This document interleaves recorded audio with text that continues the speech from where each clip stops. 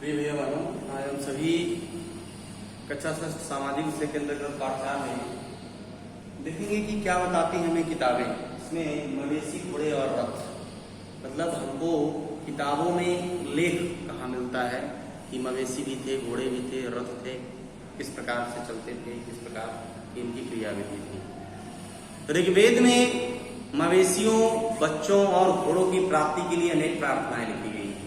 घोड़ों की लड़ाई में रथ खींचने के काम में लाया जाता था। इन लड़ाइयों में मवेशी जीत कर लाए जाते थे। लड़ाई वैसे जमीन के लिए भी लड़ी जाती थी जहां अच्छे चारागाह हो, ऐसा हमको ऋग्वेद में मिलता है। अच्छे चारागाह हो या जहां पर जौ जैसी जल्दी तैयार हो जाने वाली फसलों को उपजाया जा सकता है। कुछ लड़ाइयां पानी के स्रोतों और लोगों को बंदी बनाने के लिए लड़ी गई। ये सब जानकारी हमको किताबों के द्वारा ही मिलती है। किन किताबों में? ऋग्वेद से मिलती है। जो हमारा सबसे पुराना ग्रंथ है ऋग्वेद, उससे हमको ये जानकारी मिलती है कि उस समय ऋग्वेद में मवेशियों और बच्चों और घोड़ों की प्राप्ति के लिए प्रार्थनाएं थी कि इसको प्रार्थना करके उनको बुलाया जाता था और रथ खींचने के काम में लाया जाता था। जल स्रोतों के लिए लड़ाइयां होती थी, पानी के लिए, चारागाह के लिए लड़ाइयां होती थी। ऐसा उदाहरण मिलता है ऋग्वेद में। युद्ध में जीते गए धन का कुछ भाग सरदार रख लेते थे तथा कुछ हिस्सा पुरोहितों को दिया जाता था। शेष धन आम लोगों में बांट दिया जाता था। कुछ धन यज्ञ करने के लिए भी प्रयुक्त होता था।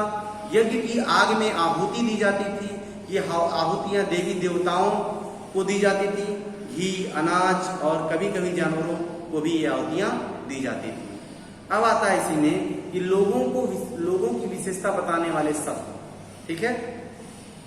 इसमें अगला है लोगों की विशेषता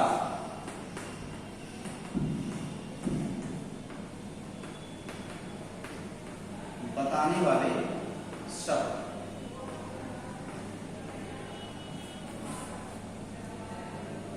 अब लोगों की विशेषता बताने वाले शब्द भी हमको इन्हीं किताबों में मिलते हैं। जैसे कि लोगों का वर्गीकरण काम, भाषा, परिवार, समुदाय, निवास स्थल, सांस्कृतिक परंपरा के आधार पर किया जाता है। ये सभी एक आधार है जिसको विभिन्न विभिन्न भागों में बांटा जाता है। ऋग्वेद में लोगों की विशेषता बताने वाले कुछ शब्दों को भी देखा गया है। जैसे कि ऐसे दो समूह जिनका वर्गीकरण काम के आधार पर किया गया है। पुरोहित, जिन्हें कभी कभी ब्राह्मण कहा जाता है, तरह तरह के यज्ञ के अनुष्ठान करते थे, और दूसरे लोग राजा, ठीक है। यानी उन व्यक्तियों को, जो व्यक्ति यज्ञ करते थे, हवन करते थे, ठीक है, उनको पुरोहित कहा जाता था। और दूसरे लोग क्या थे? राजा थे। ये राजा वैसे नहीं थे जिनके बारे में आप बाद में पढ़ेंगे या पढ़े हैं। ऐसा वो राजा वैसे नहीं थे। ये ना तो बड़ी राजधानियां और महलों में रहते थे, और न ही इनके पास सेना थी, और न ही ये कर वसूलते थे। प्रायः राजा की मृत्यु के बाद उनका बेटा अपने आप ही राजा नहीं बन जाता, अपने आप ही शासन नहीं चलाता था, या अपने आप ही राजा नहीं बन जाता था, ठीक। जनता या पूरे समुदाय के लिए दो शब्दों का इस्तेमाल होता था। एक था जन, और जिसका प्रयोग हिंदी व अन्य भाषाओं में आज भी होता है, और दूसरा था विश्व, जिसे वैश्य शब्द निकला है। इस विषय पर आप अध्याय 5 में इसके आगे मैं बताऊंगा, विस्तार में चर्चा पढ़ेंगे।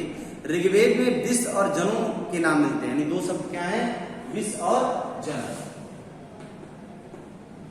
विश्व और जन दो शब्द का उदाहरण मिलता है, ठीक है।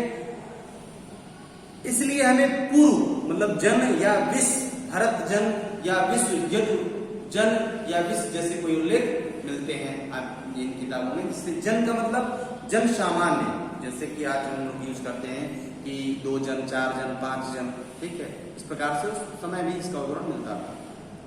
जिन लोगों ने प्रार्थनाओं की रचना की, वे कभी खुद को आर्य कहते थे।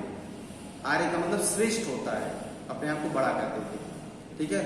और अपने विरोधियों को दास या दस्यु कहते थे। दस्यु वे लोग होते थे जो यज्ञ नहीं करते थे। शायद दूसरी भाषाओं में इसको बोला जाता है।